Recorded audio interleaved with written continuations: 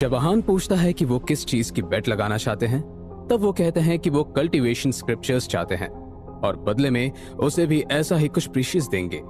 वो चीज जेमस्टोन होती है जो मार्शल आर्टिस्ट की कल्टीवेशन में मदद करती है। बहुत सोचने के बाद और अपने डाउट्स क्लियर करने के बाद आहान मान जाता है। फाइट का वेन्यू भी डिसाइड हो गया है। इसके बाद आहान और रक्षित होटल से निकल गए। रक्षित के मन में बहुत बेचैनी हो रही थी। जब उससे ज्यादा देर नहा नहीं गया तब उसने आहान से पूछा, ये फाइट फेयर नहीं है, फिर तुम कैसे मान गए? मेरे हिसाब से ये एक अच्छी डील है। मैंने उस स्टोन को हाथ लगाकर देखा है, उसमें एक अलग सी पावर है।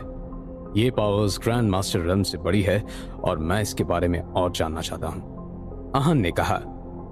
और क्या तुम्हें कॉन्फिडेंस है कि सुखदेव को तुम हरा पाओगे? वो नॉर्थ ईस्ट में सबसे खतरनाक फाइटर है और ट्रांसफॉर्मेशन रन पर है। तुम अभी अभी कन्वर्टिंग फोर्स पर आए हो। अगर तुमसे एक भी गलती हुई तो तुम अपनी जान से हाथ धो बैठोगे। You can not be careless. Rakshit ने परेशान होते हुए कहा। आहान ने स्माइल किया और कहा, ऑफ कोर्स, मैं जानता हूं कि वो बहुत स्ट्रांग है। जब हम होटल में थे तब मैंने उन्हें अच्छे से नोटिस किया था। वो ज्यादा मूव नहीं करते हैं पर उनका ऑरा बहुत खतरनाक है। तो फिर तुम? रक्षित कुछ कहना चाहता था पर आहान ने उसे बीच में ही रोक दिया और कहा, तुम्हें क्या लगता है अगर मुझ में कॉन्फिडेंस नहीं होता तो मैं ये चैलेंज एक्सेप्ट करता? ट्रस्ट मी, मैं जानता हूं मैं क्या कर रहा हूं। आहान की बात सुनकर रक्षित ऑब्वियसली आगे कुछ नहीं बोल पाया। उसे किसी बात पर भरोसा हो या ना हो, उसे आहान की बात पर भरोसा था। 3 दिन बहुत जल्दी गुजर गए।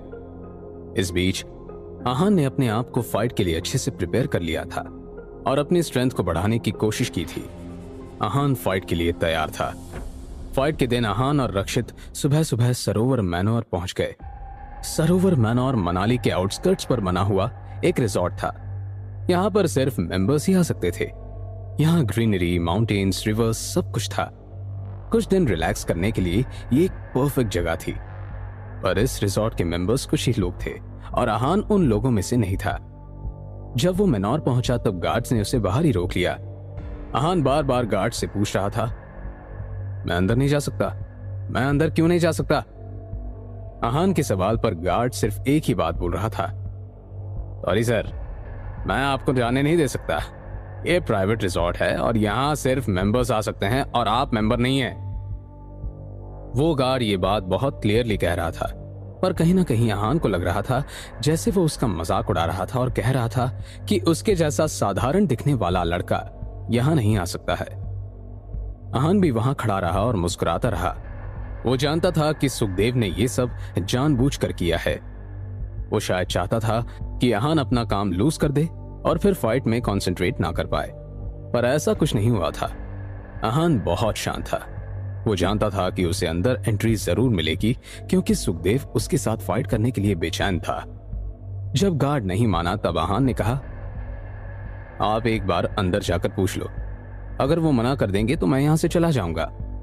इससे पहले गार्ड कुछ बोल पाता, वो मोटा आदमी पैनिक में भागते हुए गेट के पास आ गया। उसने आते ही पहले आहान से बात की, आहान सॉरी, मुझे नहीं पता था कि ये आपको यहीं रोक लेंगे। इतना बोलने के बाद उसने गार्ड्स की तरफ देखा और उन्हें डांट लगाई, जल्दी इनसे माफी मांगो। तुम आहान रायजादा को कैसे रोक सकते हो? आर यू फूल्स? से सॉरी क्विकली। गार्ड्स हड़बड़ा गए और बहुत वियर्ड भी महसूस कर रहे थे, पर क्योंकि उस आदमी ने उन्हें माफी मांगने के लिए बोला था इसलिए वो मना भी नहीं कर सकते थे। आखिर ये सरोवर मैनोर सुखदेव का ही था और वो मोटा इंसान वहां का मैनेजर भी था। सॉरी सर, गार्ड ने कहा, लेट इट बी, एक छोटा सा मैटर है। आहान ने कैजुअली कहा, आहान, लोगों से लोगों को पहचानने में ही गलती हो ही जाती है। मैनेजर ने एम्बैरेसिंगली हंसते हुए कहा। आहान ने उसकी बात को अनसुना किया और पूछा, कहां हैं सब लोग? आप आइए मेरे साथ, सुखदेव सर आपका इंतजार ही कर रहे हैं। उनके लिए आज का दिन बहुत इंपॉर्टेंट है, मैनेजर ने कहा। इसके बाद वो लोग रिजॉर्ट के क्लब हाउस की तरफ गए। जब वो लोग चल रहे थे तब आहान रिजॉर्ट को देख रहा था। चारों तरफ हरियाली ही थी और बर्ड्स की चर्पिंग सुनाई दे रही थी। आहान को ऐसे देखकर मैनेजर ने कहा, यह जगह वेकेशन के लिए बहुत अच्छी है। 1-2 दिन यहाँ आकर आप आराम से रिलैक्स कर सकते हैं। अगर आप चाहते हैं तो मैं आपके लिए यहाँ बात करके आपको मेंबरशिप दिला सकता हूँ। जगह बहुत अच्छी है पर मुझे इतने लोग पसंद नहीं है। ज्यादा लोगों के बीच में मुझे घुटन होने लगती है। मुझे रिलैक्स करना होगा तो मैं कहीं अकेले रहना पसंद करूंगा। आहान ने कहा। आप सच में बहुत अलग हैं। मैनेजर ने कहा। इसके बाद वो लोग क्लब हाउस पहुंच गए। वहां पर एक ट्रेनिंग हॉल था जहां पर यह फाइट होने वाली थी। जब आहान अंदर आया तब उसने देखा कि मास्टर सुखदेव के साथ एक इंसान और था जिसे वो जानता था। आहान ने कहा, विनीत सब्रवाल, तुम यहां क्या कर रहे हो? आहान इसे एक ही बार मिला था पर वो देखते ही पहचान गया था। My dear martial arts friend, मुझे उम्मीद नहीं थी कि मैं यहां तुमसे मिलूंगा, विनीत ने कहा और आहान की तरफ बॉव किया। आहान के पास भी कोई ऑप्शन नहीं था, इसलिए उसने भी बॉव किया। विनीत ने एक लंबा गाउन पहना हुआ था और उसकी बैक पर एक स्वॉर्ड लटक रही थी। 2 दिन पहले मैं मास्टर सुखदेव से मिला था। उनके मार्शल आर्ट्स मूव देखकर मैं उनका फैन हो गया। तब उन्होंने मुझे बताया कि उनका किसी कन्वर्टिंग स्टेज के मार्शल आर्ट्स फाइटर के साथ फाइट है। मैं फाइट देखना चाहता था, इसलिए यहां आ गया, पर मुझे नहीं पता था कि वो फाइटर तुम हो, विनीत ने कहा। आहान, आप विनीत को जानते हैं? सुखदेव ने कहा। आहान ने नोट किया। विनीत के वहां होने से आहान को कंपटीशन में कोई फर्क नहीं पड़ने वाला था। मास्टर सुखदेव को जो चाहिए था मैं वो लेकर आया हूं। आई वंडर वो स्टोन कहां है? आहान ने कहा। जैसे ही आहान ने यह बात बोली, सुखदेव ने क्लैप किया और 3-4 लोग वो बॉक्स लेकर आए। उन्होंने जब बॉक्स वहां रखा तब मैनेजर ने आकर बॉक्स खोल दिया। आहान, आप चेक कर सकते हो। इसके बाद मैं कल्टीवेशन स्क्रिप्चर देखना चाहूंगा, सुखदेव ने कहा। आहान ने बिना हेसिटेट किए अपने रोब की स्लीव में से एक स्क्रोल निकाला और कहा, ये रहे कल्टीवेशन स्क्रिप्चर्स। सुखदेव ने जैसे ही स्क्रिप्चर्स देखे वो उसे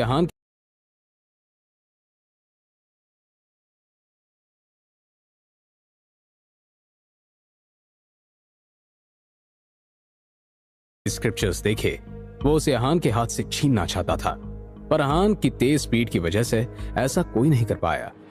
जैसे ही उसने स्क्रिप्चर्स पर झपट्टा मारने की कोशिश की, आहान ने अपना हाथ पीछे ले लिया और कहा, not so soon master Sukhdev.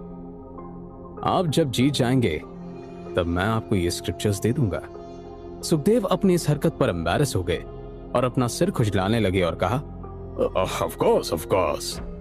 दोनों पार्टी बेट का सामान लाई थी, इसलिए अब मैच शुरू करने की बारी थी।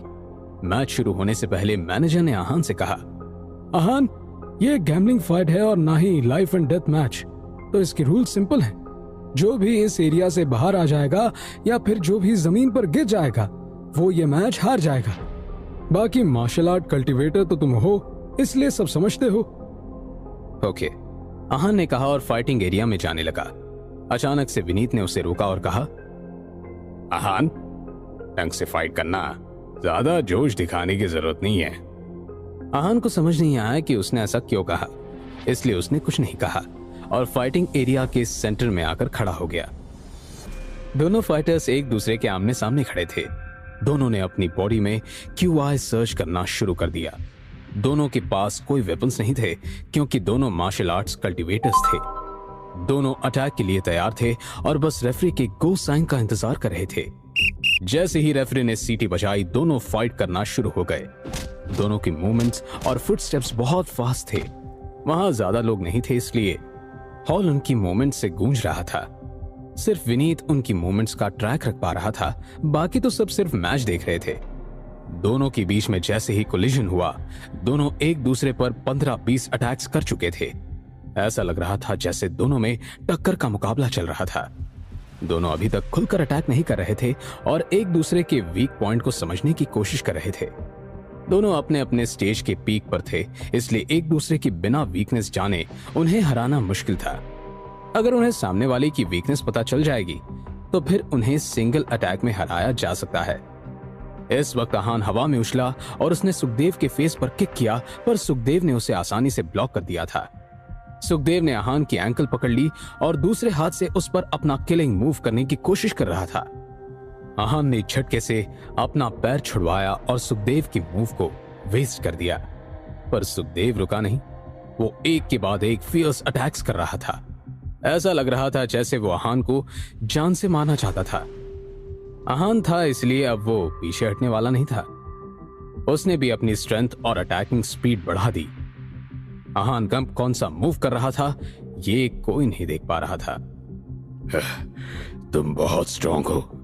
मैंने बहुत वक्त से ऐसी फाइट नहीं एक्सपीरियंस की है, सुखदेव ने कहा और 2 कदम पीछे हो गया। आहान भी एक पल के लिए सांस लेना चाहता था, इसलिए वो भी उसके पीछे भागा नहीं और अपनी जगह पर रुक गया। लेट्स गो, सुखदेव ने कहा और आहान की तरफ भागा। उसने आहान को 3-4 बार पंच किया, पर आहान ने उन्हें इजीली ब्लॉक कर दिया। दोनों के बीच में सीरियस फाइट चल रही थी। आहान ने कल्टीवेशन स्क्रिप्चर्स को थोड़ा सा पढ़ा था, इसलिए वो ग्रैंड मास्टर मूव्स के बारे में थोड़ा बहुत जानता था। आहान ने उन मूवमेंट्स को यूज करके सुखदेव को दबाने की कोशिश की। अचानक से सुखदेव का ऑरा और फाइटिंग स्टाइल बदल गया। ये देखकर आहान बिल्कुल हैरान हो गया। मैच के बीच में कोई भी अपना ऑरा और फाइटिंग स्टाइल नहीं बदल सकता था। सुखदेव ने आहान की तरफ झपट्टा मारा और उसके लेफ्ट हाथ को खरोच दिया। उसके हाथ पर गहरे निशान पड़ गए और उसमें से खून बहने लगा। इंजरी ज्यादा बड़ी नहीं थी, इसलिए आहान ने उस पर ध्यान नहीं दिया और उसने फाइट कंटिन्यू की। आहान फाइट करने के लिए अपना मूव तैयार कर ही रहा था कि अचानक से उसे हाथ में दर्द होने लगा। ये दर्द बहुत एक्सट्रीम था और आहान को ऐसी चोट की वजह से ऐसा दर्द नहीं हो सकता था। इस वक्त आहान को लगा कि कुछ गड़बड़ है, इसलिए उसने पूछा, क्या आपने मुझे पॉइजन किया है? अगर सुखदेव ने आहान को पॉइजन दिया है तो फिर अब आहान आगे फाइट कंटिन्यू कैसे करेगा? जानने के लिए सुनते रहिए secret Amirzada, only on Pocket FM. Aahan Rakshit को बताता है कि वो फाइट के लिए इसलिए मान गया क्योंकि उसे वो स्टोन चाहिए। आहान का कॉन्फिडेंस देखकर रक्षित भी चुप हो जाता है। फाइट वाले दिन आहान और रक्षित सुबह जल्दी सरोवर मैनोर पहुंच जाते हैं। वहां आहान विनीत सबरवाल से मिलता है। जब दोनों बेट्स रख देते हैं तब फाइट शुरू हो जाती है। दोनों के मूवमेंट्स बहुत स्पीड में थे, इसलिए किसी को कुछ समझ नहीं आता। अचानक से आहान की चोट पर अनबियरेबल पेन होना शुरू हो जाता है। आहान इस पेन को बर्दाश्त नहीं कर पा रहा था और सुखदेव से सवाल किया, क्या आपने मुझे पॉइजन किया है? सुखदेव ने स्मर्क किया और कहा, तुम मुझ पर बिना किसी सबूत के इल्जाम नहीं लगा सकते हो। सबूत लाओ फिर इल्जाम लगाओ। आहान जानता था कि यह सब पॉइजन की वजह से हो रहा है। अगर पॉइजन नहीं होता तो इतनी सी चोट की वजह से उसे इतना पेन नहीं हो सकता था। आहान का थ्रेशहोल्ड बहुत अच्छा था। आहान को इस वक्त ऐसा लग रहा था जैसे हजारों चींटियां उसके शरीर पर चल रही थी और उसे काट रही थी। उसके हर मसल में दर्द हो रहा था। आहान ने मन में सोचा, अगर मैंने जल्दी कुछ नहीं किया तो फिर प्रॉब्लम हो सकती है। मुझे इस दर्द का जल्दी कुछ करना पड़ेगा। वो अपना लेफ्ट हैंड यूज नहीं कर सकता था, क्योंकि अगर करता तो उसके हाथ से जहर पूरे शरीर में फैल सकता था। अगर एक बार जहर उसके दिल में पहुंच गया तो फिर उसे कोई नहीं बचा पाएगा। इस वक्त आहान की सिचुएशन बहुत खराब थी। वो सिर्फ अपने पैर और राइट आर्म यूज कर सकता था। वो लगातार सुखदेव के अटैक्स को डॉज कर रहा था। आहान अपने दिल में जानता था कि वो ये ज्यादा देर तक नहीं कर पाएगा। उसे इस पॉइजन का इलाज करना बहुत जरूरी था। आहान इस वक्त बहुत क्रूशियल सिचुएशन में था, पर फिर भी उसने अपने मुंह से अपने रोप का एक टुकड़ा फाड़ा और उसे अपने हाथ पर बांधने लगा। वो जहर को अपनी बॉडी में फैलने से रोकना चाहता था। सुखदेव का हर मूव पहले वाले से ज्यादा खतरनाक था। आहान उन्हें डॉज करते हुए लगातार कपड़ा बांधने की कोशिश कर रहा था। फॉर्चुनेटली बहुत स्ट्रगल के बाद आहान ने कपड़ा बांध लिया था। अब जहर उसकी बॉडी में नहीं फैलेगा, पर साथ ही आहान जानता था कि उसे फाइट जल्दी खत्म करनी पड़ेगी, क्योंकि अब उसके पास ज्यादा वक्त नहीं है। जब सुखदेव ने देखा कि इतने फियर्स अटैक के बीच में भी आहान ने जहर को अपनी बॉडी में फैलने से रोक लिया है, तब उसके चेहरे के एक्सप्रेशन बदल गए। पहले उसे लगा कि वो आहान को पॉइजन की मदद से आसानी से हरा देगा, पर अब उसे लग रहा था कि ऐसा होना पॉसिबल नहीं है। अब सुखदेव ने अपने आप को ब्रेस किया और टाइगर फिस्ट और लेग टेक्निक से आहान को मारने की कोशिश की। सुखदेव की पावर लगातार बढ़ती ही जा रही थी। उसका हर एक मूव पहले वाले से 2 गुना ज्यादा स्ट्रांग था। अभी की सिचुएशन के हिसाब से आहान डिसएडवांटेज में था, ऑडियंस में बैठे रक्षित को समझ नहीं आ रहा था कि क्या चल रहा है, पर वो जानता था कि कुछ गलत है।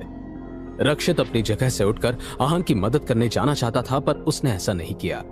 शुरू से ही दो लोग उसके पास खड़े थे और उसे घूर रहे थे। सुखदेव ने आहान को मारने का प्लान ही बना लिया था। ऐसा लग रहा था जैसे उसने आहान को किसी ट्रैप में फंसाया है। वो आज आहान को मारना चाहता था। आहान और रक्षित दोनों बहुत बेचैन थे और साथ ही दोनों लाचार भी थे। आहान अपने आप को ब्रेस नहीं कर पा रहा था, वहीं रक्षित आहान की मदद करने आगे नहीं जा पा रहा था। आहान को अपना लेफ्ट आर्म फील होना बंद हो गया था। जहर उसके पूरे हाथ में फैल चुका था। अब आहान ने अपने आप को काम किया और फिर वो आगे प्रोसीड कैसे करेगा उसके बारे में सोचा। आहान सुखदेव के पीछे हुआ और अपना QI स्टेबल किया। इसके बाद वो अटैक करने के लिए तैयार हुआ और जोर से चिल्लाया, तुम्हें मुझसे कोई नहीं बचा सकता। अब मैं जो करूंगा उसकी जिम्मेदार तुम खुद हो। सुखदेव आहान की ये बात सुनकर हैरान था। उसे लग रहा था कि पॉइजन आहान के दिमाग में चढ़ गया है। वो इतने डिसएडवांटेज में था, फिर भी उसे मारने की बात कर रहा था। सुखदेव ने सार्कास्टिकली स्माइल किया और कहा, तुम मुझे अपने किलिंग मूव्स दिखाओ, दिखाओ, मैं भी देखता हूं। जैसे ही सुखदेव अपना फाइनल मूव करके ये फाइट खत्म करना चाहता था, वैसे ही उसने आहान में चेंजेस होते हुए देखे। आहान की आंखें लाल हो गई थी और उसका गोरा चेहरा भी लाल था। ऐसा लग रहा था जैसे उसके चेहरे से अभी खून टपकेगा। आहान को इस तरह देखकर सुखदेव के दिल की धड़कनें बढ़ गई। उसने घबराते हुए कहा, ऐसा कैसे हो सकता है? इसके पास एविल आर्ट्स कैसे हो सकती है? सुखदेव जहां था वहीं रुक गया। आहान को ऐसे देखकर उसमें एक कदम भी आगे बढ़ने की हिम्मत नहीं हुई थी।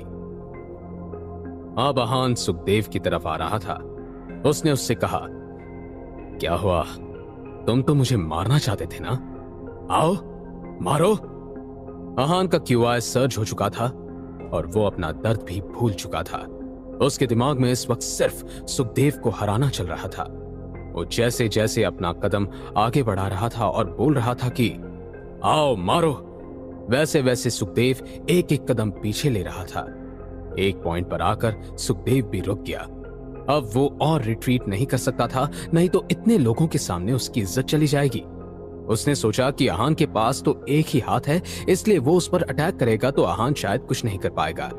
जैसे ही सुखदेव आहान की तरफ अपना डेडली पंच चार्ज करने लगा, आहान ने अपने राइट हैंड से उसे पकड़ लिया और फिर उसके हाथ को कपड़े की तरह निचोड़ने लगा। आहान लगातार सुखदेव के हाथ को ट्विस्ट कर रहा था। मैंने कहा था ना तुमसे, अब मैं जो करूंगा उसके जिम्मेदार तुम खुद होंगे। अब तुम्हें पता चलेगा कि दर्द क्या होता है। इतनी आसानी से नहीं मारूंगा मैं तुम्हें, बल्कि तड़पा तड़पा कर मारूंगा। आहान ने गुस्से में कहा। सुखदेव को इस वक्त बहुत दर्द हो रहा था। वो दर्द में चिल्ला रहे थे। उसका हाथ आहान ने बुरी तरह से मोड़ दिया था। जब आहान को हड्डी क्रैक होने की कुछ आवाज आई, तब उसने उसके हाथ को जाने दिया। सुखदेव का हाथ बेजान हो गया था। वो अब बस उसके शरीर का वो हिस्सा था और वहां था तो सही, पर किसी काम का नहीं था। तो तुम्हारी इतनी हिम्मत, तुम्हें एविल आर्ट्स? सुखदेव की हालत इतनी खराब थी कि वो अपनी बात भी ढंग से नहीं बोल पा रहा था। आहान ऐसे ही दूसरे हाथ के साथ करना चाहता था। जैसे ही उसने सुखदेव का दूसरा हाथ पकड़ा, किसी ने उसकी तरफ स्वॉर्ड फेंकी। आहान ने स्वॉर्ड को आते हुए देखा और वो पीछे हो गया, जिसकी वजह से उसके हाथ से सुखदेव भी चला गया। सुखदेव का हाथ बुरी तरह से डैमेज हो चुका था, इसलिए वो कुछ नहीं कर पा रहा था। आहान से उसे अब कोई खतरा नहीं था, इसलिए वो दूर खड़े विनीत को देखने लगा। वो जानता था कि ये स्वॉर्ड विनीत ने ही फेंकी थी। विनीत का चेहरा बिल्कुल शांत था। आहान को जब सुखदेव ने पॉइजन दिया था, तब उसे इतना गुस्सा नहीं आया था जितना विनीत के बीच में टांग अड़ाने पर आया था। क्या प्रॉब्लम है तुम्हारी? तुम्हें भी मुझसे लड़ना है क्या? आहान ने गुस्से में कहा। स्वॉर्ड आहान के पीछे वाली दीवार पर अटकी हुई थी।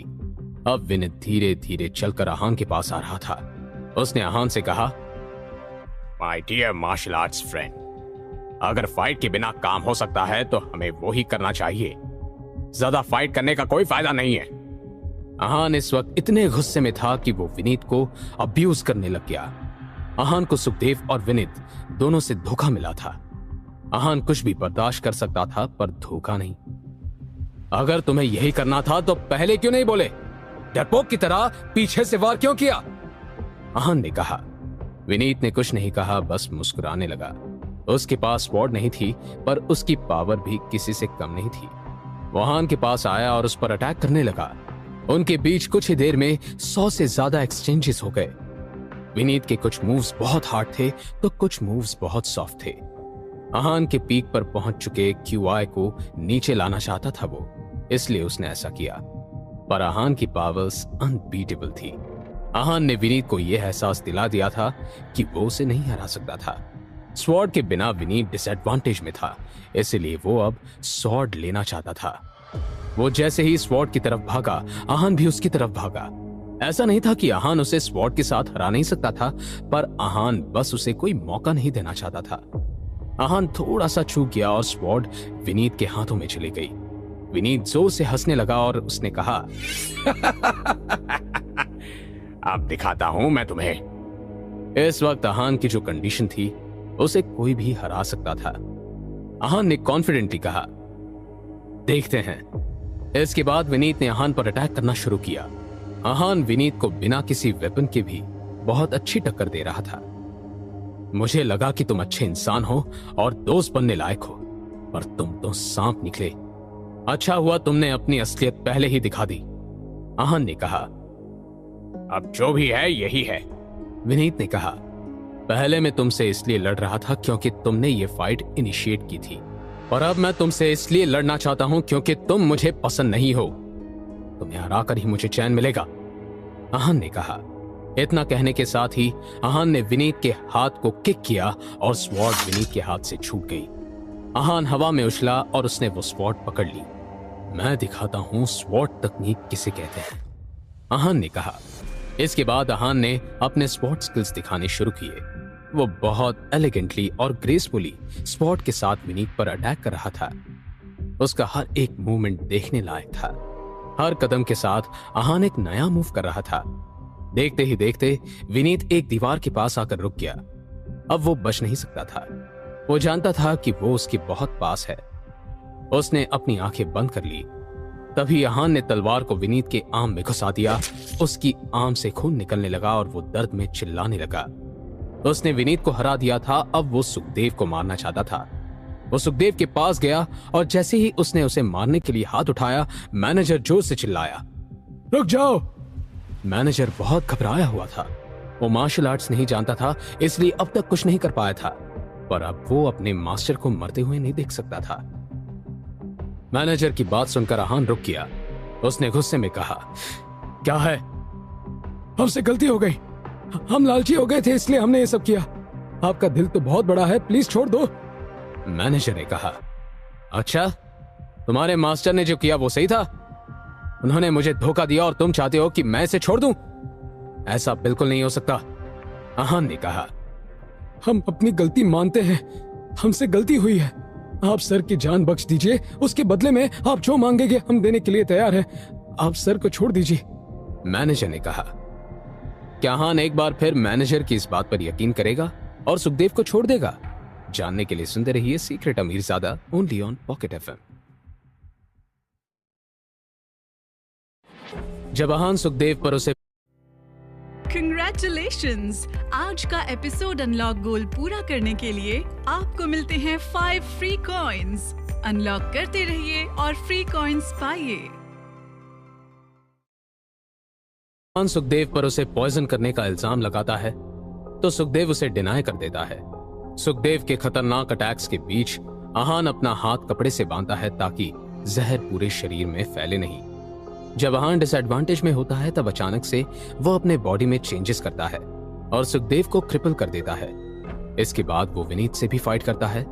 जब वो सुखदेव को मारने लगता है तब मैनेजर उसे रोक लेता है। हम अपनी गलती मानते हैं। हमसे गलती हुई है। आप सर की जान बख्श दीजिए। उसके बदले में आप जो मांगेंगे हम देने के लिए तैयार हैं। आप सर को छोड़ दीजिए, मैनेजर ने कहा और आहान के आगे एक बोतल कर दी। इस बोतल में उस पॉइजन का एंटीडोट था।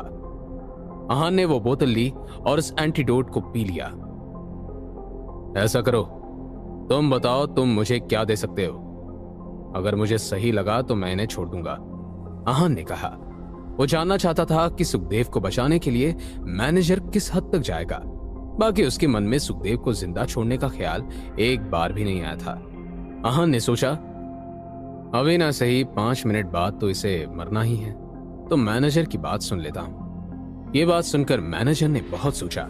उसे समझ नहीं आ रहा था कि वो ऐसा क्या दे जिससे आहान सुखदेव को छोड़ दे।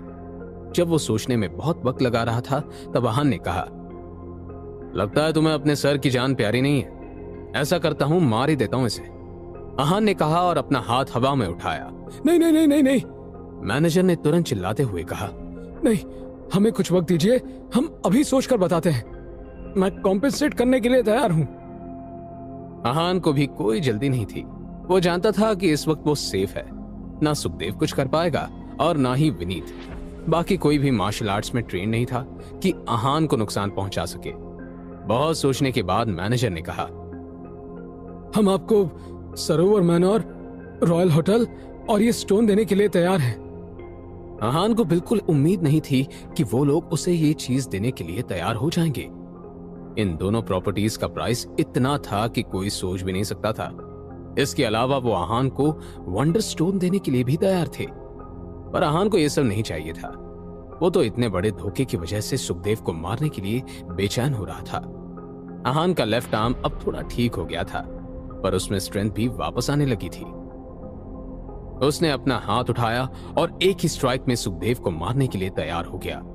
जैसे ही आहान का हाथ सुखदेव की गर्दन के पास पहुंचने वाला था, उसे फिर से किसी ने रोका।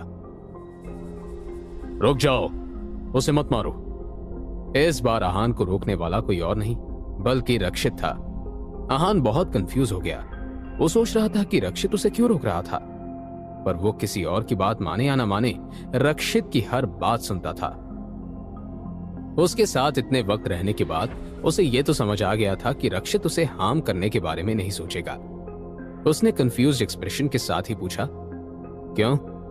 रक्षित के चेहरे पर काम एक्सप्रेशन था और उसने डीप वॉइस में कहा, आहान, मैं तुम्हें इसे मारने से रोक नहीं रहा हूं, और मेरे पास एक आइडिया है।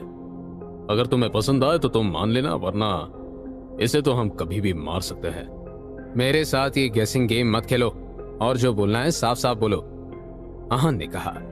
सिर्फ आहान ही नहीं बल्कि वहां पर बहुत सारे लोग थे जो ये जानने के लिए बेताब थे कि रक्षित के पास ऐसा क्या आइडिया है।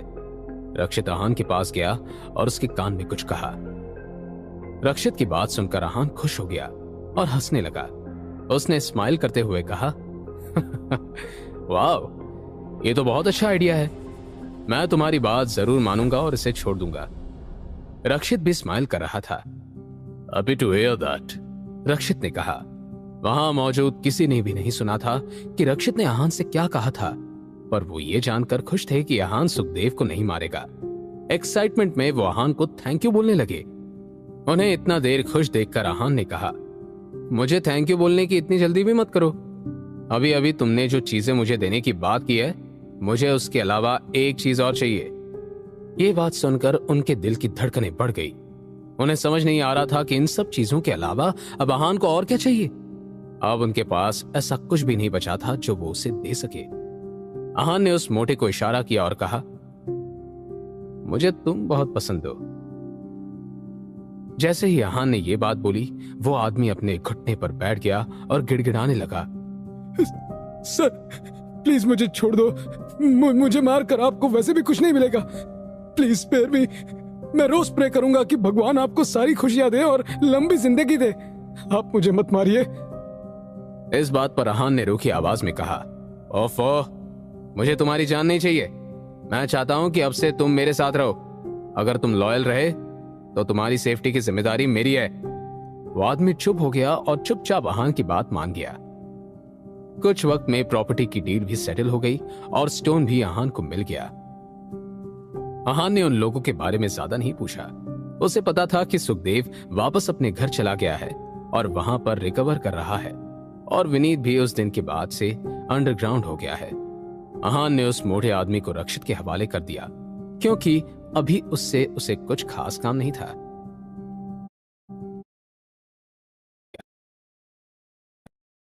अहान ने उन लोगों के बारे में ज्यादा नहीं पूछा।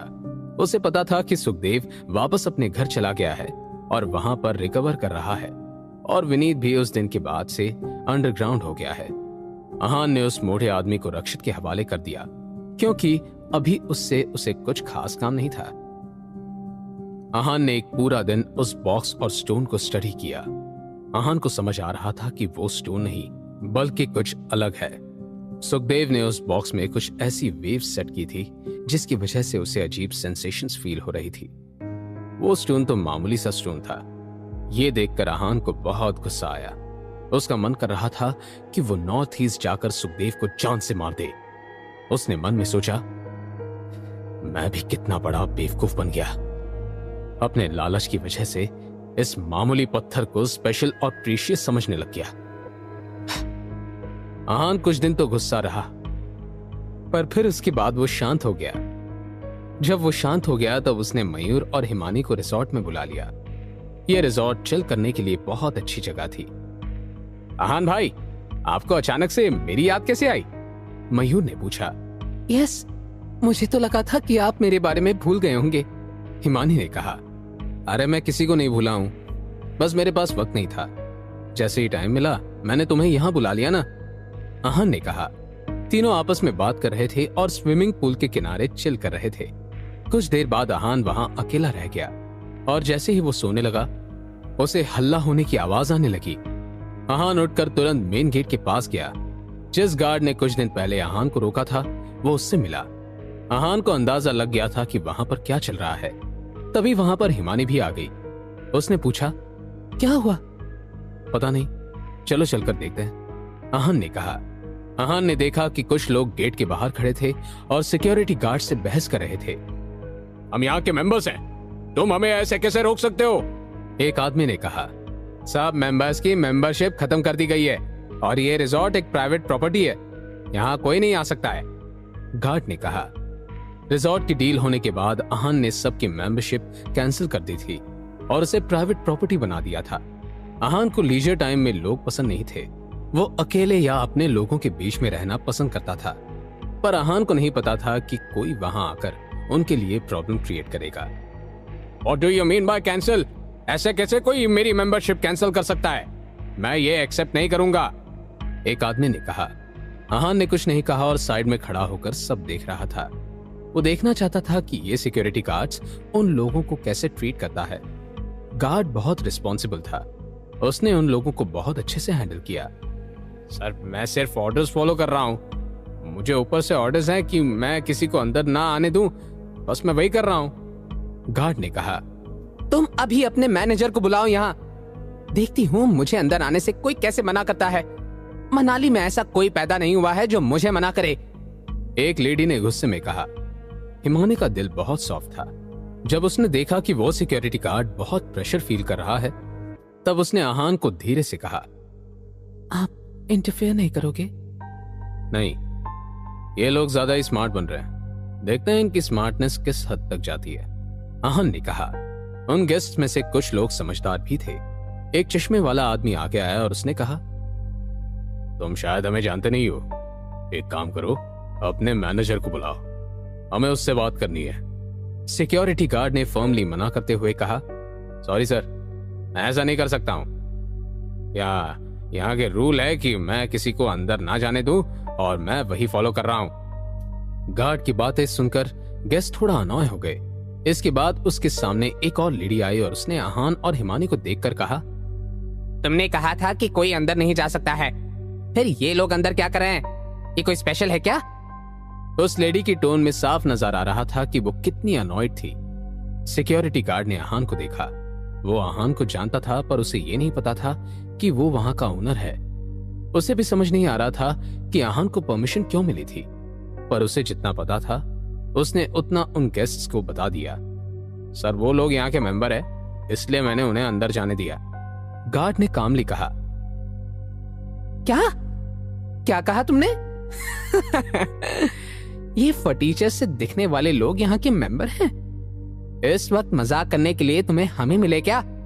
उस लेडी ने हंसते हुए कहा, और वो ऐसे प्रिटेंड कर रही थी जैसे उसने आज से पहले ऐसा जोक नहीं सुना था। ये बात सुनकर अहान को बहुत गुस्सा आया। अहान को देखकर उसे फटीचर कहा जा सकता था, पर हिमानी के लिए ये वर्ड यूज करना सही नहीं था। हिमानी किसी भी एंगल से फटीचर नहीं लग रही थी। अपने कस्टमाइज स्विमिंग कॉस्ट्यूम में हिमानी बहुत सुंदर और एलिगेंट लग रही थी। आप फटीचर किसे कह रही हैं? गार्ड ने एक बार मना कर दिया ना कि आप लोग अंदर नहीं आ सकते, तो आपको ये बात समझ नहीं आ रही है क्या? फाइनली अहान आगे आया और उसने कहा, तुम खुद को समझते क्या हो? ये मनाली है और यहाँ हमें कोई कुछ नहीं कह सकता है। मैंने तुम्हें तो यहाँ पहले कभी नहीं देखा है, इसलिए मैं तो तुम्हें फटीचर, नालायक और गंवार ही बोलूंगी, उस लेडी ने कहा। इतनी सब बातें सुनकर अहान को बहुत गुस्सा आया कि अहान अपने गुस्से पर काबू पा लेगा या वो उन लोगों को अच्छा सबक सिखाएगा। जानने के लिए सुनते रहिए secret Amirzada, only on Pocket FM. Sukhdev की जान बचाने के लिए उसके लोग अहान को रॉयल होटल सरोवर मैनर और वो स्टोन देने के लिए तैयार हो जाते हैं।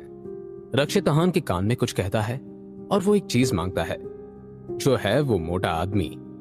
अहान जब उस स्टोन को स्टडी करता है तब उसे पता चलता है कि वो स्टोन कोई स्पेशल स्टोन नहीं बल्कि नॉर्मल स्टोन है। इसके बाद अहान मयूर और हिमानी को सरोवर बुलाता है और जब वो लोग रिलैक्स कर रहे होते हैं तब वहां आकर कुछ लोग हंगामा कर देते हैं। मैं गेट के इस तरफ हूं और तुम उस तरफ हो, फिर भी तुम में इतनी हिम्मत है कि तुम मुझे फटीचर बोल रही हो? लगता है तुम्हारा दिमाग खराब हो गया है, अहान ने उस लेडी को ताना मारते हुए कहा। यह बात सुनकर उस लेडी को बहुत गुस्सा आया और वो दांत पीसते हुए आगे आ रही थी, पर गार्ड ने उसे रोक लिया। मैम प्लीज हमारे लिए प्रॉब्लम क्रिएट मत कीजिए, गार्ड ने कहा और उस लेडी को एक और कदम आगे लेने नहीं दिया। हमें अंदर आने दो, तुम नहीं जानती हो कि हम कौन हैं, हम कुछ भी कर सकते हैं। अगर तुमने हमारी बात नहीं मानी तो तुम्हें सफर करना पड़ेगा। वो लोग बाहर से चिल्ला रहे थे पर अहान ने उनकी तरफ कोई ध्यान नहीं दिया और हिमानी के साथ वहां से चला गया। हिमानी अपने रूम में चली गई और अहान स्विमिंग पूल के पास बैठा था। वो लोग अभी भी वहीं पर थे और किसी को कॉल कर रहे थे। अहान और गार्ड्स नहीं जानते थे कि वो किसे कॉल कर रहे थे। जब कुछ देर तक अहान को कोई आवाज नहीं आई तब उसे लगा कि मामला सेटल हो गया है।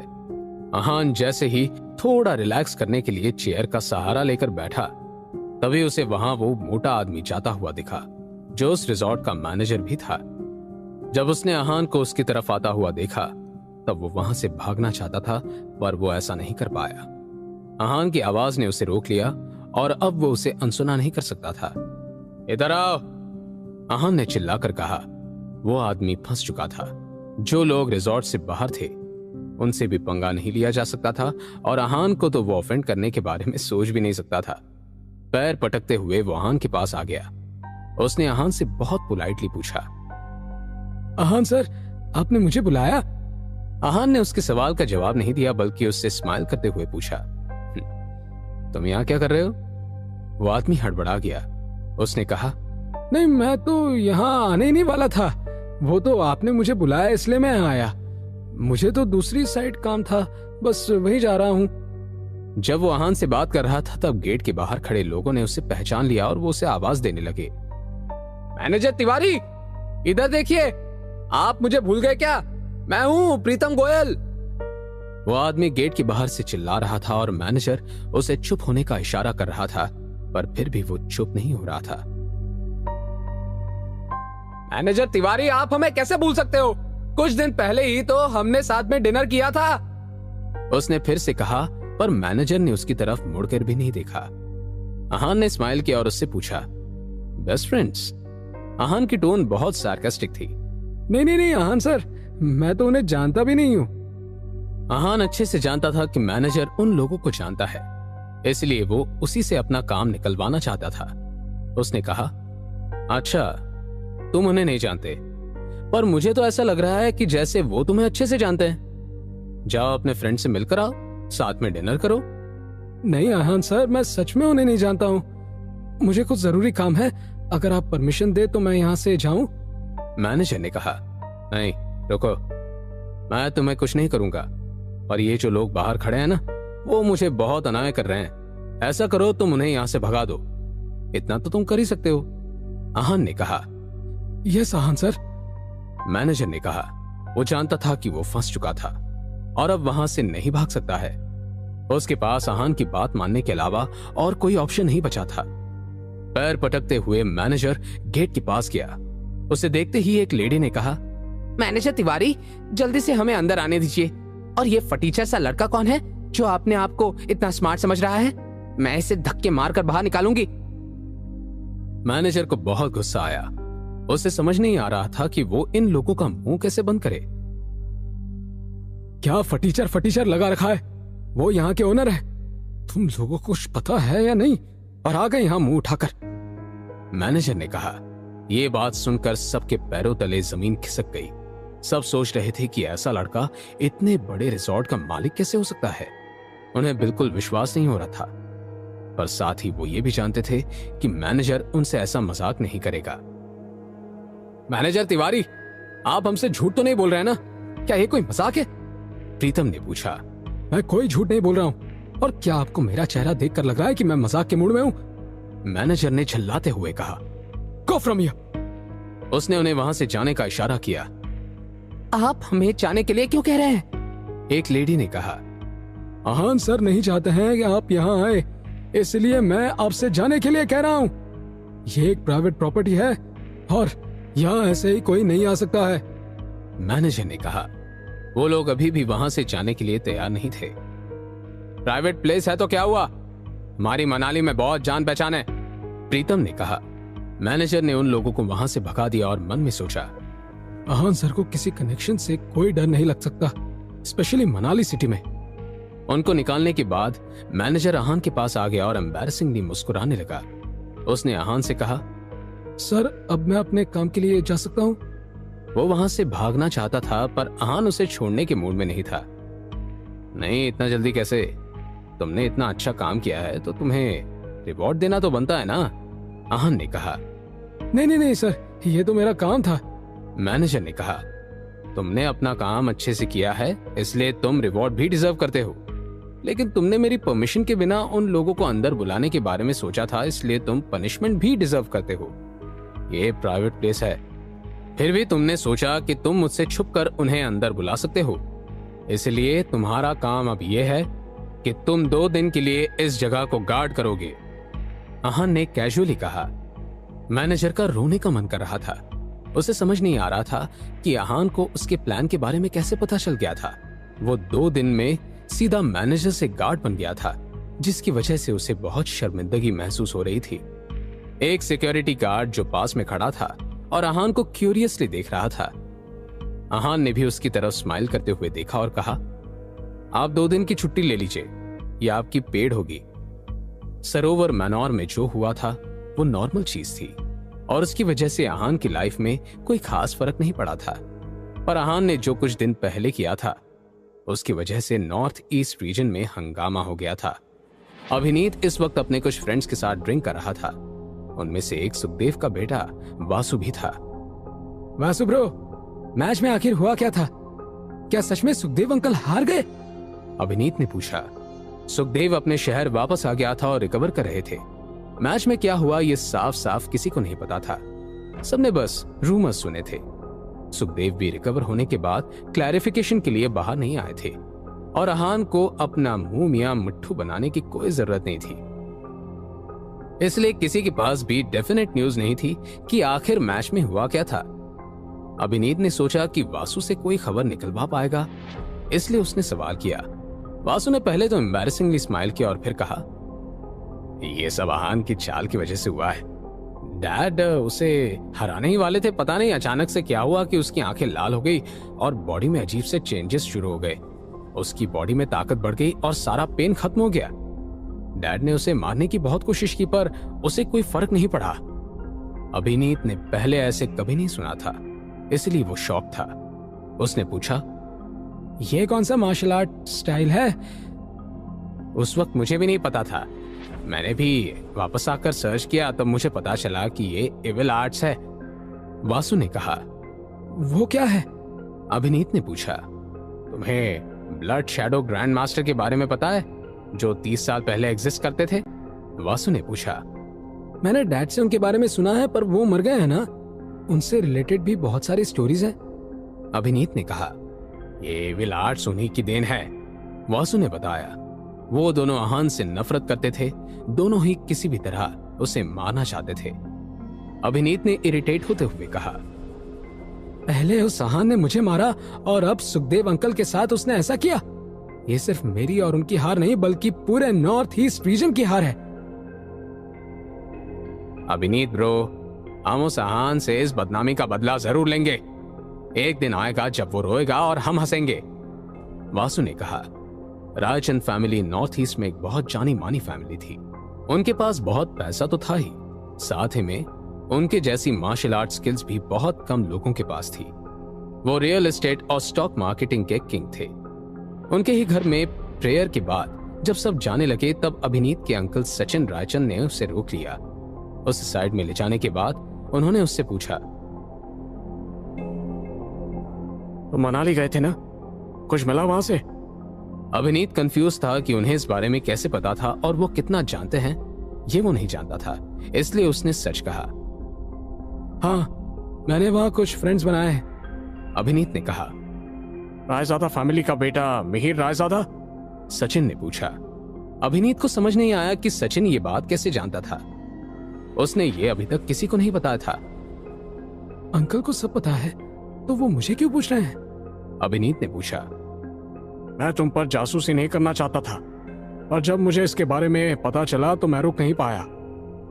तुम इतने स्मार्ट और थॉटफुल हो, मैंने ये सोचा नहीं था। सचिन ने कहा। आपके कहने का मतलब क्या है सचिन अंकल? अभिनीत ने पूछा। मैं हमारा रायचंद खानदान एक्सपांड करना चाहता हूँ। नॉर्थ ईस्ट एरिया में तो हमारा नाम है ही, पर दुनिया बहुत बड़ी है। सचिन ने कहा।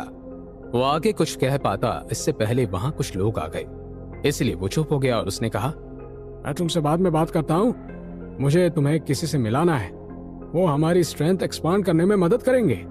सचिन ने कहा। सचिन के दिमाग में क्या चल रहा है? क्या अभिनीत और वासु आहान से अपना बदला ले पाएंगे?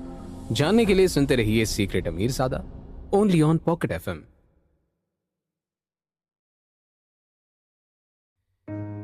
आहान उन लोगों को देखकर इग्नोर करके वापस पुल की तरफ आता है और मैनेजर से कहता है कि वो उन्हें वहां से बाहर निकाल दे।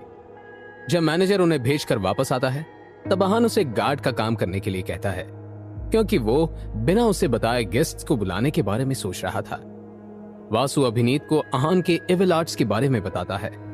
दोनों डिसाइड करते हैं कि वो आहान से बदला जरूर लेंगे।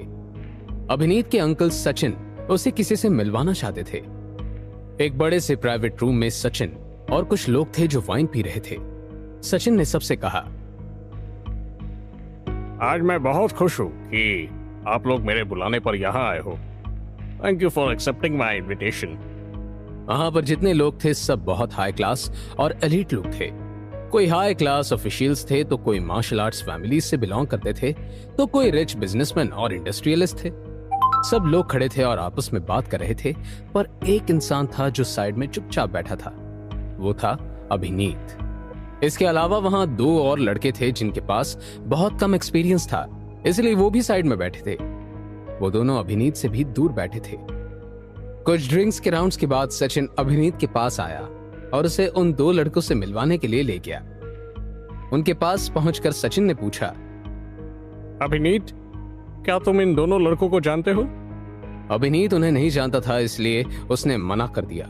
सचिन ने स्माइल किया और कहा, अगर तुम दोनों एक्सीलेंट भाइयों को नहीं जानते थे तो तुम बहुत कुछ नहीं जानते। ये दोनों स्काई हिल स्कूल के फाइटर्स हैं। सचिन खुद अभिनीत को उन दोनों भाइयों से मिलवाने के लिए लाया था, इसलिए वो उनके बिना तारीफ किए इंट्रोडक्शन कैसे दे सकता था।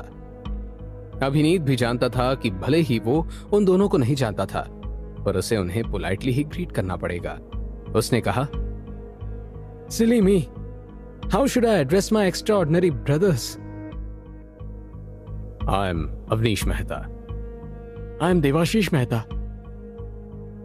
उन दोनों लड़कों ने अपने आप को इंट्रोड्यूस किया और उन्होंने एक दूसरे को ग्रीट किया। अभिनीत, तुम मार्शल आर्ट्स को जानते हो और उसे प्रैक्टिस भी करते हो, और अगर तुम्हें स्काई हिल स्कूल के बारे में नहीं पता है तो फिर तुम बहुत कुछ मिस कर रहे हो। सचिन ने कहा। अभिनीत ने बहुत पोलाइटली पूछा, सचिन अंकल, क्या आप मुझे स्काई हिल स्कूल के बारे में और बता सकते हैं?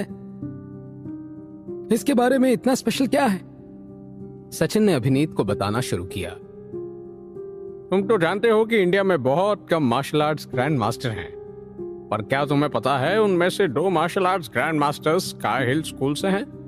ये नंबर 1 स्कूल है और यहाँ पर जितने भी प्रैक्टिशनर्स हैं सब बहुत स्ट्रांग और टैलेंटेड है। भैया तो ऑलरेडी ट्रांसफॉर्मेशन स्टेज के पीक पर पहुंच गए हैं और मैं कन्वर्टिंग फोर्स के 3rd लेवल पर हूं। उन दोनों के लेवल सुनकर अभिनीत की आंखें बड़ी हो गई और उसका जॉ ड्रॉप हो गया। दोनों उससे छोटे थे पर उनका कल्टीवेशन इतना हाई था। बड़ा भाई अर्ली 20s में था और छोटा भाई तो अभी 20 का हुआ था। इस एज में ये लेवल होना कोई मामूली बात नहीं थी। दोनों में सिर्फ पावर्स ही नहीं बल्कि ऑरा भी बहुत स्ट्रांग था। दोनों बहुत रिफाइंड लग रहे थे। ये देखकर अभिनीत को जलन होने लगी। उसने मन में सोचा, अजीब भेदभाव किया है भगवान ने। सारा टैलेंट इन 2 भाइयों में ही भर दिया है। इसके बाद अभिनीत ने उन दोनों को कहा, इतने टाइम से मुझे इस बारे में पता ही नहीं था। नॉर्थ ईस्ट में इतने पावरफुल लोग हैं और मैं उनसे आज मिल रहा हूँ। ये मेरे लिए कितनी दुख की बात है कि मैं आप दोनों से पहले दोस्ती नहीं कर पाया। पर कोई बात नहीं, आज आप दोनों से मिलकर बहुत खुशी हुई। अभिनीत जिस टोन में ये बात बोल रहा था, अवनीश और देवाशीष को ऐसा लग रहा था जैसे वो किस बात को लेकर परेशान है। देवाशीष ने अभिनीत से पूछा, अभिनीत भाई, आप परेशान लग रहे हैं, कुछ हुआ है क्या? नहीं, ऐसा कुछ नहीं है। अब मैं अपनी प्रॉब्लम्स क्या बताऊं, वो तो मुझे खुद ही सॉल्व करनी पड़ेगी। अभिनीत ने कहा, आप प्रिटेंड क्यों कर रहे हैं? जो भी दिक्कत है आप हमसे शेयर कर सकते हैं। हम तो एक ही साइड पर हैं, हम आपकी मदद जरूर करेंगे। देवाशीष ने कहा। मेहता ब्रदर्स को अभिनीत की मदद करने में कोई प्रॉब्लम नहीं थी। वो तो वहां पर आए ही स्काई हिल स्कूल को रिप्रेजेंट करने और रायचंद फैमिली से दोस्ती करने थे। ठीक है ब्रदर्स, मैं आप दोनों को बताता हूँ, पर आप मेरा मजाक मत उड़ाना। अभिनीत ने कहा और आहान के साथ जो कुछ भी हुआ था उसने उन दोनों भाइयों को बता दिया। उस बेवकूफ लड़के ने मार्शल आर्ट्स का गलत फायदा उठाया और एक लड़की को हैरास किया। मैं उस लड़की को बचाना चाहता था पर मुझे उस आहान ने मौका ही नहीं दिया। उस लड़की के रोने की आवाज अभी तक मेरे कानों में गूंज रही है। I wish I could save her from that bully। अभिनीत ने पूरी बात ऐसे बताई थी जैसे वो हीरो और आहान विलन था। उसने आहान के बारे में उन दोनों को बहुत बढ़ा चढ़ाकर बताया था। दोनों भाई अभिनीत को जानते नहीं थे। उसके बारे में उन दोनों का इंप्रेशन भी अच्छा था, इसलिए उन्हें यह सुनकर गुस्सा आया। उन्होंने मान लिया था कि आहान ही विलन है। ऐसे मार्शल आर्टिस्ट ही मार्शल आर्ट्स का नाम खराब करते हैं। उन्हें मार्शल आर्ट्स प्रैक्टिस करने से रोक देना चाहिए। सही कहा भैया आपने, पर हमारे पास ऐसे लोगों को पनिश करने का राइट है। हम भी तो मार्शल आर्ट्स रिप्रेजेंटेटिव्स हैं। अपने कल्चर को प्रोटेक्ट करने के लिए हम कुछ भी कर सकते हैं। अवनीश ने कहा। यह बात सुनकर सचिन भी हैरान था। उसने अभिनीत से कहा, तुमने हमें ये सब पहले क्यों नहीं बताया? हमारी रायचंद फैमिली भले ही मार्शल आर्ट्स के मामले में इतनी स्ट्रांग नहीं है, पर हम किसी को तुम्हें ऐसे बुली करने नहीं दे सकते। फ्यूचर में हम इसका बदला जरूर लेंगे। अभिनीत कुछ बोल पाता उससे पहले ही अवनीश ने कहा, सचिन अंकल, आपको किसी और की मदद लेने की जरूरत नहीं है। उस एक लड़के के लिए हम 2 भाई ही काफी हैं। अवनीश ने जैसे ही ये बात बोली, देवाशीष ने उसे हल्के से कोहनी से मारा। वो नहीं चाहता था कि अवनीश किसी भी चीज के लिए ऐसे ही मान जाए। अवनीश को अपने बड़े भाई की ये हरकत अच्छी नहीं लगी। उसने डिससैटिस्फाइड होते हुए कहा, भैया, क्या आप नहीं चाहते हैं कि हम उसे सबक सिखाएं? मास्टर ने हमें हमेशा गलत के अगेंस्ट खड़े होने की सीख दी है। हाँ, मैं जानता हूं, देवाशीष ने हेसिटेट करते हुए कहा। आप दोनों को इसके बारे में सोचने की जरूरत नहीं है। ये मैटर हमारा है, हम संभाल लेंगे। ये रायचंद फैमिली का मैटर है। अगर आप दोनों बीच में आए और आपको कुछ हो गया या आप हार गए तो फिर हमारी भी बदनामी होगी और स्काई हिल स्कूल का भी नाम खराब हो जाएगा। सचिन ने कहा। वो दिखने के लिए तो उन दोनों भाइयों को मदद करने से मना कर रहा था, पर असल में वो उन दोनों को प्रोवोक कर रहा था। जब ये दोनों भाई अंदर आए थे तब उसने देख लिया था कि दोनों कितने प्राउड और सेल्फ रिस्पेक्ट से भरे हुए हैं। दोनों का ऑरा अलग ही था, इसलिए सचिन को उन्हें ये बात बोलकर उनका ईगो हर्ट करना जरूरी था। ये बात सुनते ही अवनीश को गुस्सा आ गया। वो छोटा था इसलिए रिएक्ट पहले करता था और सिचुएशन बाद में समझता था। ये आप कैसे बोल सकते हैं? हम दोनों भाई किसी से भी हार नहीं सकते हैं। भैया ने 100 से ऊपर फाइट्स में पार्टिसिपेट किया है, पर आज तक उन्हें कोई नहीं हरा पाया है। उस लड़के आहान को भले ही एविल आर्ट्स के बारे में पता है, पर हम उसे फिर भी हरा सकते हैं, अवनीश ने कहा। देवाशीष भी कहीं ना कहीं हर्ट हो गया था। इतना कुछ करने के बाद भी अगर कोई उसकी कैपेबिलिटी पर डाउट कर रहा था तो वो ये कैसे बर्दाश्त कर सकता था। अब वो प्रोवोकेशन था या क्या था वो नहीं जानता था, पर अब उसके लिए रायचंद फैमिली के लिए आहान से लड़ना बहुत जरूरी हो गया था। उसने कहा, सचिन अंकल, इसमें कोई डाउट नहीं है कि ये आपका फैमिली मैटर है और आप इसे हैंडल कर सकते हैं, पर हम यहाँ पहली बार आए हैं तो आप हमारी इस मदद को स्काई हिल स्कूल की तरफ से गिफ्ट मान लीजिए। हाँ हाँ बिल्कुल, नो प्रॉब्लम। ये बात अभिनीत ने बोली थी। वो अपने काम में सक्सेसफुल हो गया था। अभिनीत और सचिन के चेहरे पर जो मुस्कान आई थी उसे किसी ने नोटिस नहीं किया था। इधर आहान अपनी कार में बैठा था और विंडो से बाहर देख रहा था। वो यहाँ पर कुछ देर से इंतजार कर रहा था कि जो इंसान आने वाला था वो अब तक आया नहीं था। उसके साथ ही पैसेंजर सीट पर एक छोटी लड़की बैठी थी। आहान का लाया हुआ बर्गर खा रही थी। आराम से खाओ, कोई तुमसे बर्गर नहीं छीनेगा, आहान ने कहा। यह बात सुनकर उस लड़की ने आहान की तरफ देखा और फिर बर्गर खाने लगी। उसका धीरे खाने का कोई प्लान नहीं था। उसके हाथ बर्गर सॉस से खराब हो चुके थे। उसे खाते देख ऐसा लग रहा था जैसे उसने बहुत दिनों से कुछ नहीं खाया है। आहान इस लड़की से रोड पर मिला था। वो जब कुछ सामान लेने स्टोर गया था तब ये लड़की उसकी कार में आकर बैठ गई। जब वो वापस आया तब वो उसे पैसेंजर सीट पर बैठा देखकर हैरान हो गया। उसे देखकर आहान ने पूछा, तुम कौन हो? उसने कोई जवाब नहीं दिया। उसने फिर से पूछा, तुम्हारे मम्मी पापा कहाँ हैं? अभी भी उस लड़की ने कोई जवाब नहीं दिया था। उस लड़की की हालत देखकर आहान पास के रेस्टोरेंट में गया और उसके लिए बर्गर ले आया। उसने आने के बाद उस लड़की से कहा, यहाँ मेरे पास आओ, मेरे पास तुम्हारे लिए कुछ है। आहान उस लड़की को अपनी कार से उतारना चाहता था। उसने सोचा कि अगर वो उसे बर्गर देगा तो शायद वो नीचे आ जाएगी। आहान समझ गया था कि उस लड़की को वो बर्गर चाहिए था, पर वो कार से नीचे भी नहीं आना चाहती थी। आहान अब कुछ नहीं कर सकता था। इतनी छोटी बच्ची के साथ जबरदस्ती करने वाला नेचर नहीं था आहान का। उसने एंड में उस लड़की को बर्गर दे दिया और वो उसे खाने लगी और आहान ड्राइवर सीट पर आकर बैठ गया और इंतजार करने लगा। बीच में जब कहते कहते उस लड़की को खांसी आती तब वो उसकी पीठ पैट कर देता। तुम्हारे पेरेंट्स नहीं है? आहान ने पूछा। आहान को फिर से कोई जवाब नहीं मिला। वो ना आहान की बात पर ध्यान दे रही थी और ना ही उसकी बात का कोई जवाब दे रही थी। आहान को समझ नहीं आ रहा था कि क्या वो लड़की म्यूट थी। कुछ देर में उसके पास एक फ्लाइंग स्टोन आया था जिस पर एक पेपर बंधा हुआ था। वो पेपर आहान के लिए था। यहीं रुकना, कहीं जाना मत, हम आ रहे हैं। यह मैसेज किसने भेजा है? आहान के साथ ये लड़की कौन है? जानने के लिए सुनते रहिए secret Amirzada only on Pocket FM. Sachin Abhinit को मेहता ब्रदर्स से मिलवाता है। वो उन दोनों को आहान